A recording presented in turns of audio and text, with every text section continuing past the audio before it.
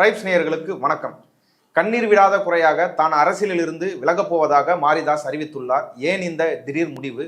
அண்ணாமலையால் மிரட்டப்பட்டாரா அல்லது குருமூர்த்தியால் எச்சரிக்கப்பட்டாரா? என்ன நடந்தது அப்படின்றத பத்தி தான் இந்த வீடியோவில் நம்ம பார்க்க போறோம். இதை குறித்து பேசுறதுக்காக திரு கரிகாலன் அவர்கள் நம்மோடு இணைந்துள்ளார். வாருங்கள், அவரோடு பேசுவோம். வணக்கம். வணக்கம் அரவிந்த். மாரிதாஸ் தன்னுடைய அரசியல் கனவே அவருக்கு ரொம்ப நெருக்கடியை கொடுக்கறதாகவும் அதனால அரசியல் இருந்து விலக போறதா ஒரு அறிவிப்பு அறிவிச்சிருக்கிறாரு. இந்த அறிவிப்புக்கான பின்னணி என்ன? மாரிதாஸ் இன்னைக்கு ஒரு வீடியோ வெளியிட்டிருக்கிறாரு. அந்த வீடியோவோட தலைப்பு என்னன்னா, விலகி நிற்கிறேன், கடினமான உண்மைகள் அப்படின்ற தலைப்பில் ஒரு வீடியோ வெளியிட்டிருக்கிறாரு.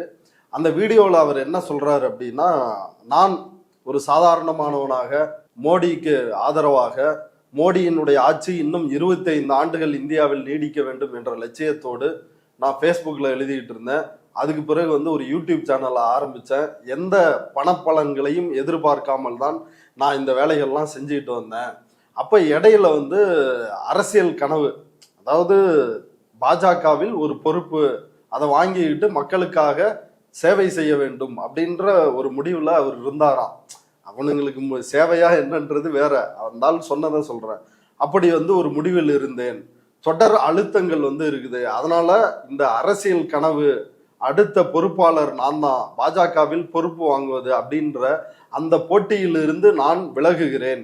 என்னை யாரும் போட்டியாளராக கருத வேண்டாம், அண்ணாமலையினுடைய வார் ரூம் மூலமாக என்னை டார்கெட் செய்ய வேண்டாம் அப்படின்னு இன்றைக்கு வெளிப்படையாக அறிவித்து நான் விலகி நிற்கிறேன் அப்படின்ற ஒரு முடிவை இன்றைக்கு மாரிதாஸ் எடுத்திருக்கிறாரு. மாரிதாஸ் இப்படி ஒரு முடிவை எடுத்ததற்கு காரணமாக கடுமையான அரசியல் அழுத்தம் அப்படின்ற வார்த்தையை மீண்டும் மீண்டும் தன்னுடைய வீடியோவில் பதிவு செஞ்சிருக்கிறாரு.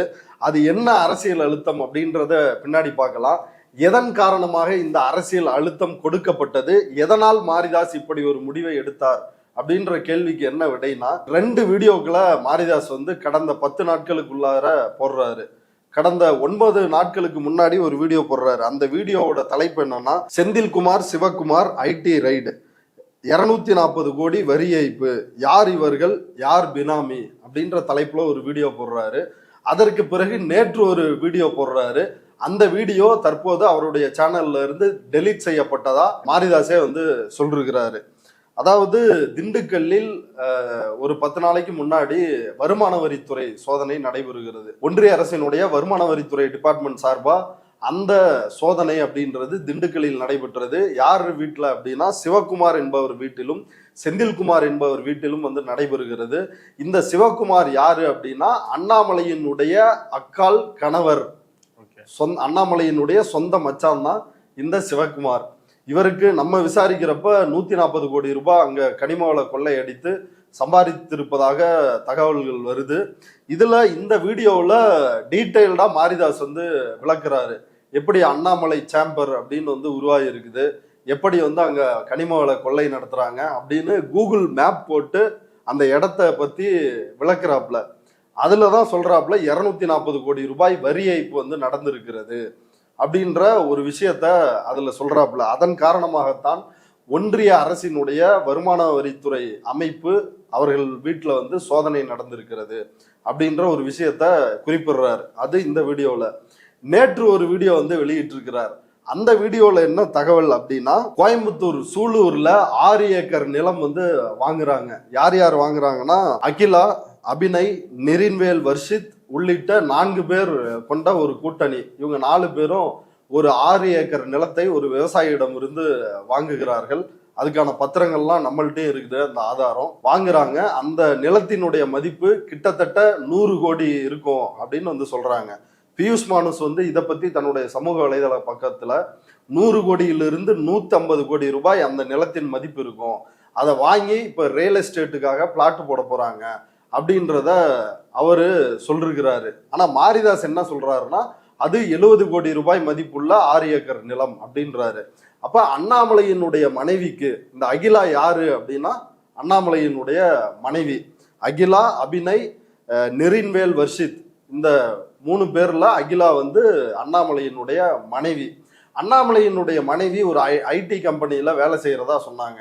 ஐடி கம்பெனியில வேலை செய்கின்ற அண்ணாமலையினுடைய மனைவி அகிலாவிற்கு எப்படி இவ்வளவு பெரிய சொத்து வந்துச்சு? 100 கோடி ரூபாய்க்கு ஒரு நிலத்தை வாங்க முடியுமா? அல்ல, அது ஒரு பங்குனாலும் 30 கோடி ரூபாய் கிட்ட வரணும்ல. ஆமா. அப்ப எப்படி 30 கோடி ரூபாய்க்கு வந்து வாங்கினாங்க? அப்ப இதில் ஏதோ கோல்மால் நடந்திருக்கிறது அப்படின்ற ரீதியில மாரிதாஸ் வந்து வீடியோ வெளியிடுறாரு. இது எல்லாமே ஒரு புறம் அண்ணாமலை வந்து திமுகவினுடைய ஊழலை அம்பலப்படுத்துகிறேன் அப்படின்ற பேர்ல ஒரு புறம் செயல்படுகிறார். இன்னொரு புறம் தன்னுடைய பாஜக அப்படின்ற அந்த ஐடென்டிட்டி இருக்குல்ல, ஒரு பாஜகவினுடைய மாநில தலைவர் அப்படின்ற ஒரு அடையாளத்தை பயன்படுத்தியும் பல்வேறு வகையில் அண்ணாமலை வந்து சொத்து சேர்த்திருக்கிறார் அப்படின்றத மறைமுகமாக மாரிதாஸ் சொல்றாரு. அகிலா அப்படின்னு பேரை சொல்றாரு ஒழிய அண்ணாமலை மனைவின்னு சொல்ல மாட்டாரு. சிவகுமார், ஆமா உங்களுக்கே தெரியுன்றாப்ல, சிவகுமார்னு சொல்றாரு ஒழிய சிவகுமார் அண்ணாமலையினுடைய மச்சான் அப்படின்றத சொல்லாம யாருடைய பினாமி இவர் அப்படின்னு அந்த கேள்விகளோட கடந்து போறாரு. இப்ப இதுதான் இந்த பிரச்சனைக்கான அடிப்படை விஷயம். இது போக பெங்களூர்ல அண்ணாமலையினுடைய மனைவிக்கு நிறைய கம்பெனிகள் வந்து இருக்குது. அதுலயும் அவங்க வந்து பல்வேறு முதலீடுகள் வந்து இருக்குது. அது எல்லாமே வந்து ஷெல் கம்பெனி தான். அதுல வந்து எந்த தொழிலும் வந்து நடைபெறது இல்லை அப்படின்னு பிஜேபியில இருந்து நமக்கு வந்து சோர்சஸ் வந்து இந்த தகவல்களை சொல்லிருக்கிறாங்க. அது போக அண்ணாமலையினுடைய அப்பா குப்புசாமி அவங்களுடைய தங்கை, அதாவது அண்ணாமலையினுடைய அத்தை மகன்களுக்கு இபியில டெண்டர் வாங்கி கொடுத்துருக்கிறாரு 46 கோடிக்கு அப்படின்ற தகவலையும் பாஜக காரங்க தான் வந்து நம்மள்கிட்ட சொல்லி இருக்கிறாங்க. இப்படி தன்னுடைய அதிகாரத்தை பயன்படுத்தி அவர் தேர்தலில் வெற்றி பெறாமல் இருக்கலாம், அவர் அமைச்சராக இல்லாமல் இருக்கலாம், ஆனால் பாஜக மாநில தலைவர் அப்படின்ற அதிகாரத்தை பயன்படுத்தி நான் உங்க வீட்டுக்கு இடி அனுப்ப போறேன், உங்க வீட்டுக்கு வந்து ஐடி அனுப்ப போறேன் அப்படின்னு இது போன்ற மிரட்டல்கள் மூலமாக கோடிக்கணக்கில் அண்ணாமலை சொத்து சேர்த்திருக்கிறார் அப்படின்றதுதான் பாஜக நிர்வாகிகளுடைய ஆதங்கமாகவும் குமுறலாகவும் இருக்கிறது. மாரிதாஸ் வந்து தன்னை பிஜேபியோட ஆதரவாளராக அறிவிச்சிருக்கிறாரு. அப்படி இருக்கும்போது பிஜேபியோட ஒரு மாநில தலைவர் அவரை பத்தியே ஏன் அப்படிப்பட்ட விமர்சனங்களை வெளிப்படையா வைக்கணும்? என்ன நோக்கம் அதுக்கு? அதாவது பாஜக ஒன்றும் யோக்கியமான கட்சி இல்லை. மோடி அமித்ஷாவோட யோகிதை என்ன அப்படின்றது இந்த நாட்டுக்கே தெரியும். 2 பேர் விற்கிறார்கள், 2 பேர் வாங்குகிறார்கள், 2 குஜராத்திகள் விற்கிறார்கள், 2 குஜராத்திகள் இந்த நாட்டை வாங்குகிறார்கள் அப்படின்னு அருந்ததி ராய் புகழ்பெற்ற எழுத்தாளர் அவங்களுடைய புகழ்பெற்ற வாசகம் அது. பார்ப்பன பனியா ஜாதியை சார்ந்தவர்கள் விற்கிறார்கள், அதே பார்ப்பன பனியா ஜாதியை சார்ந்த குஜராத்தி முதலாளிகள் வாங்குகிறார்கள் அப்படின்றதான் அதனுடைய அடிப்படையான விஷயம். எலக்ட்ரோரல் பாண்டு, அப்புறம் ஹிண்டன்பர்க் அறிக்கை, இப்படி எவ்வளவோ சொல்லலாம். அதானி அம்பானி இந்த கும்பல்களுக்கு இந்த நாட்டையே மோடி வந்து வித்துக்கிட்டு இருக்கிறாரு. எவ்வளவு முறைகேடுகள் செய்ய முடியுமோ, ஊழல் செய்ய முடியுமோ அத்தனை திட்டங்கள்லையும் சிஏஜி அறிக்கையில 7.5 லட்சம் கோடி ஊழல், இப்படி எத்தனை கோடிகளில் ஊழல்கள் செய்ய முடியுமோ கார்பரேட்டுகளுக்கு வரிப்பணமாக 25 லட்சம் கோடி தள்ளுபடி பண்ணிருக்கிறாங்க. இவ்வளவு அயோக்கியத்தனங்களை பண்ணுகின்ற கட்சி தான் பாஜக. அது ஒன்றும் ஊழல் இல்லாத ஒரு கட்சி இல்லை. ஊழல் ஒழிப்பை சொல்லி கொண்டு வந்து ஊழல் செய்வதையே ஒரு சட்டப்பூர்வமாக மாற்றிய ஒரு கட்சி தான் பாஜக. அந்த கட்சியினுடைய அடியாள் தான் மாரிதாஸ். ஆனா ஏன் அண்ணாமலையினுடைய ஊழல்களை அண்ணாமலையினுடைய மனைவி மற்றும் அண்ணாமலையினுடைய மச்சானோட ஊழலை வெளியில சொல்றாருன்னா, அண்ணாமலைக்கும் மாரிதாஸுக்கும் ஆரம்பத்தில் இருந்தே ஒரு மோதல் பனிப்போர் வந்து நீடிச்சிட்டு வருது. எல்முருகன் போன பிறகு பாஜகவினுடைய தலைவராக அன்றைக்கு அண்ணாமலை வந்து துணை தலைவராக இருந்தாரு. மாரிதாஸ் வந்து தொடர்ச்சியா அடுத்த தலைவர் இவர் தான் ஆவாரு அப்படின்னு தொடர்ந்து ஒரு பேச்சுகள் வந்து பாஜக வட்டாரத்துல இருந்துச்சு. ஆனா அண்ணாமலை தலைவராக்கப்பட்டார். உடனடியாக இவர் துணை தலைவராவது நியமிக்கப்படுவார், குருமூர்த்தியோட சப்போர்ட் மாரிதாஸுக்கு இருக்குது அப்படின்னு சொன்னாங்க. உண்மை என்னன்னா குருமூர்த்தியினுடைய தீவிர ஆதரவாளர் தான் இந்த மாரிதாஸ். குருமூர்த்தி மெய்யான குரு இந்த மாரிதாஸுக்கு அப்படின்னு தான் சொல்லணும். அப்ப அந்த இன்ஃப்ளூயன்ஸ் மூலமா மாநில துணைத் தலைவர் பொறுப்பு வாங்கிடலாம் அப்படின்னு வந்து கணக்கு போட்டார் மாரிதாஸ். அதுவும் நடக்கல. அண்ணாமலை தன்னோட இன்ஃப்ளூயன்ஸை பயன்படுத்தி, ஏன்னா BL சந்தோஷ் தான் அன்றைக்கு பொறுப்பாளராக இருந்தாரு, தேசிய அமைப்பு செயலாளராக இருந்தாரு, அந்த இன்ஃப்ளூயன்ஸை பயன்படுத்தி இவன் வந்து ஒரு யூடியூபரு, இவனுக்கெல்லாம் துணைத் தலைவர் பதவியா அப்படின்னு அதுக்கும் ஒரு கட்டையை போட்டு ஒழிச்சு கட்டினாரு அண்ணாமலை. அப்ப எப்படியாவது அண்ணாமலையினுடைய இன்னொரு முகத்தை அம்பலப்படுத்தி அந்த இடத்தை நாம் பிடித்து விட வேண்டும் அப்படின்ற ரேஸ்ல தான் இந்த மோதல் முட்டல். அதற்காகத்தான் இந்த தரவுகளை எல்லாம் மாரிதாஸ் வந்து சேர்க்கிறாரு. அண்ணாமலை என்னென்ன பண்றாரு, எப்படி கடந்த காலங்களில் வானதி சீனிவாசன், KT ராகவன் இவர்களின் ஊழல்கள், இவங்கெல்லாம் MLA ஆவதற்கு முன்னாடியே சாதாரண பாஜக மெம்பராக இருந்த பாஜக நிர்வாகியாக இருந்த காலத்திலேயே எப்படி பாஜக பெயரை பயன்படுத்தி இவர்கள் கொள்ளையடித்தார்கள் அப்படின்றத பாஜக நிர்வாகிகளே அன்றைக்கே அம்பலப்படுத்தினார்கள். அதே போல இன்றைக்கு அண்ணாமலையினுடைய ஊழல்களை இவர் பட்டியலிட்டு அம்பலப்படுத்த ஆரம்பிச்சாரு. அது எந்த நோக்கத்திற்காக? இந்த பாஜக மாநில தலைவர் அப்படின்ற பதவி அப்படின்ற நோக்கத்துக்காக அவர் செஞ்சாரு. குருமூர்த்தியினுடைய ஆதரவோட தான் அது தொடர்ச்சியா செஞ்சுட்டு வந்தாரு. இடையில அண்ணாமலையினுடைய வார் ரூம், காயத்ரி ரகுராம் கட்சியை விட்டு விலகுறாங்க, வார் ரூம் அட்டாக் பண்ணுது அப்படின்ற காரணத்தினால் அப்ப வெளிப்படையாவே வீடியோ போட்டாரு. இந்த வார் ரூம் எதுக்கு, இந்த வார் ரூம் ஒரு கூலிப்படையா செயல்படுது அப்படின்னு ஒரு ஆதங்கத்தை மாரிதாஸ் வெளிப்படுத்தி இருந்தார். ஆனால் இன்றைக்கு என்ன ஆயிருச்சு அப்படின்னா, எந்த குருமூர்த்தியினுடைய ஆதரவாளராக காலம் தள்ளி கொண்டு இருந்தாரோ மாரிதாஸ், அந்த குருமூர்த்திக்கு அண்ணாமலை அழுத்தம் கொடுக்கிறார். அந்த குருமூர்த்தி மாரிதாஸுக்கு இந்த வீடியோவை நீக்கு, இல்லைன்னா பெரிய பிரச்சனையாகும், எனக்கு அண்ணாமலை தரப்பில் இருந்து கடுமையான அழுத்தங்கள் வருகிறது அப்படின்னு மாரிதாஸிற்கு அவர் அழுத்தம் கொடுத்த வாயிலாகத்தான் இன்றைக்கு நேற்று போட்ட வீடியோவை டெலீட் பண்ணி இருக்கிறாரு. அதை அவரே ஒப்புதல் வாக்கு மூலமா சொல்லிருக்கிறாரு. இதன் பின்னணியில் குருமூர்த்தி கொடுத்த அழுத்தம் தான் காரணம். குருமூர்த்திக்கு அண்ணாமலை சொல்லிருக்கிறாரு அந்த வீடியோவை நீக்க சொல்லி. அதனாலதான் குருமூர்த்தி இவர்கிட்ட பேசியிருக்கிறாரு. இந்த பின்னணியில் இருந்துதான் வருத்தப்பட்டு கஷ்டப்பட்டு தேசபக்திக்காக நம்ம வேலை செய்யணும், நேர்மையா இருக்கணும். இப்படி நீங்க விவசாய நிலங்கள்லாம் பிளாட்டு போட்டா இந்த நாட்டையே அதானி அம்பானிக்கு பிளாட்டு போட்டு கொடுத்துட்டு இருக்கிறாரு மோடி. விமான நிலையம், நிலக்கரி சுரங்கங்கள் எல்லாத்தையும் இவர் அண்ணாமலை பிளாட்டு போடுறது மட்டும்தான் இவருக்கு தெரியுது. இப்ப இதெல்லாம் சொல்லி மக்களிடம் எப்படி பாஜகவினுடைய பேரை கெடுக்கிறீங்க, இதெல்லாம் கட்சிக்கு நல்லதில்லை அப்படின்னு வருத்தப்பட்டு பேசியிருக்கிறார்.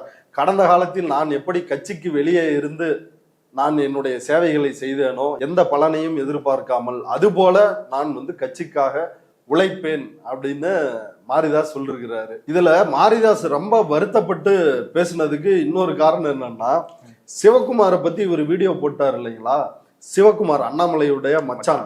அந்த சிவகுமார்கிட்ட இருந்து மாரிதாஸுக்கு ஒரு வக்கீல் நோட்டீஸ் வருது. அது மாரிதாஸ் கைக்கு கிடைக்கிறதுக்கு முன்னாடியே அண்ணாமலையினுடைய வார் ரூமை சார்ந்தவர்கள் அவங்க சோசியல் மீடியாவில் போட்டு மாரிதாஸை அசிங்கப்படுத்துறாங்க.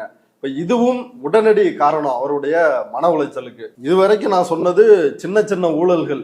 இப்ப இதை விட பெருசா ஒரு ஊழல் வெளியே வரப்போகுது. அண்ணாமலையினுடைய நண்பர், அது விரைவில் அந்த ஊழலை நம்மளே வெளியிடுவோம். அண்ணாமலையினுடைய நண்பர் ஒரு மிகப்பெரிய, அண்ணாமலையும் அவரும் சேர்ந்து மிகப்பெரிய ஒரு ஊழலை செய்து இருக்கிறார்கள். ஒட்டுமொத்த இந்தியாவே திரும்பி பார்க்கும் படியான ஒரு ஊழல். அந்த ஊழல் விரைவில் அம்பலப்பட போக இருக்கிறது. மாரிதாஸ் மொத்தமா இந்த மிரட்டலுக்கு பயந்து பின்வாங்கிட்டாருன்னு எடுத்துக்கலாமா, இல்ல இப்போ கட்சிக்குள்ள இல்ல அப்படின்னு வந்துட்டா நம்மள யாரும் கேள்வி கேட்க மாட்டாங்க, கட்சியில இருக்கிற பிரச்சனை இல்ல, தப்பு பண்றவங்களை பத்தி வெளிப்படையா பேசலாம், துணிச்சலா பேசலாம் அப்படின்ற எடுக்கிறாரா, என்ன முடிவு நோக்கி? அந்த துணிச்சல் இருக்குதுன்னா வீடியோவே நீக்கி இருக்க தேவையில்ல. நான் அப்படிதான், நான் மோடியினுடைய ஆதரவாளன், தேசபக்தன், RSS காரன், நான் முன்னாடி வச்ச கால பின்னாடி வைக்க மாட்டேன் அப்படின்னு நின்றுப்பாப்ல. இது என்னன்னா மிரட்டலுக்கு, எச்சரிக்கைக்கு பயந்து விட்டார். பயந்து இவரே விலகிக்கிறேன் அப்படின்னு அறிவிச்சிருக்கிறாரு. இதுல மாரிதாஸை பத்தி சில தகவல்கள் சொல்ல வேண்டியது இருக்குது.